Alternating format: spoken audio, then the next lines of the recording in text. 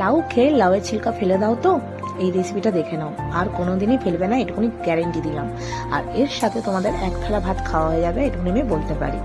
আর এই রেসিপিটা করার জন্য লাগছে হচ্ছে ছোট ছোট কুচো চিংড়ি, আর পোস্ত অবশ্যই লাগবে একটু বেশি করে। আর লাউয়ের ছিলকাটাকে আলুর মতো কেটে নিতে হবে ঝিরিঝিরি করে, আলুও ঝিরিঝিরি করে কেটে নিতে হবে, একটু পেঁয়াজ দিতে হবে, একটু কালো জিরে, আর তোমার নুন হলুদ, ব্যাস। আর যদি ধনেপাতা থাকে দিতে পারো, আমি দিইনি, আমি স্কিপ করেছি, তোমরা দিলে আরো টেস্টি হবে।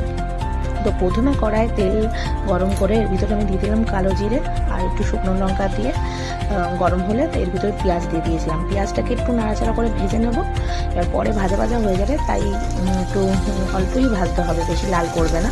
ভেজে এরকম আমি এই কুচনো তোমার লাউয়ের ছিলকা আর আলুটাকে দিয়ে দিলাম। এবার এটা ভাজা ভাজা একটু নেড়ে চেড়ে তারপর এর ভিতরে আমি দিয়ে দেবো নুন আর হলুদ।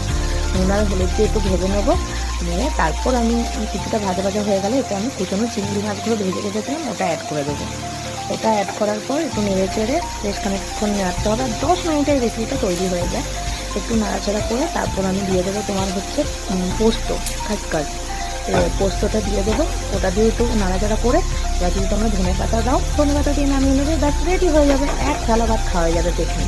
আর যদি আমার রেসিপিটা তোমাদের ভালো লাগে অবশ্যই একটু লাইক করে দিও আর ফলো করে দিও। Bye, tata.